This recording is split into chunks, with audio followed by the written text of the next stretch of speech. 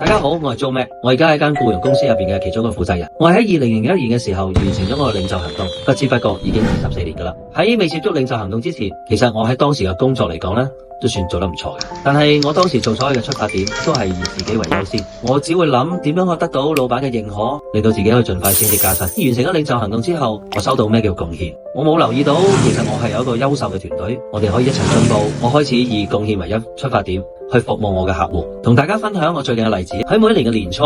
我都會揾我嘅客戶做拜訪或者電話嘅，而非常榮幸喺90%嘅客戶入邊，佢哋都話滿意我表現，而佢哋選擇最直接對我工作嘅認可呢，就係將佢嘅朋友啦、同事同埋家人介紹俾我，令到我可以有機會服務佢哋嘅。大部分客戶都會話呢一個人呢，唔係淨係做生意，唔係淨係為咗賺錢嘅，可以提供更適合同埋優質嘅服務俾你哋嘅。喺呢過去呢20幾年入邊，貢獻呢兩個字對我嚟講係大大咁樣影響我一生，所以亦都係多謝大家聽我嘅分享。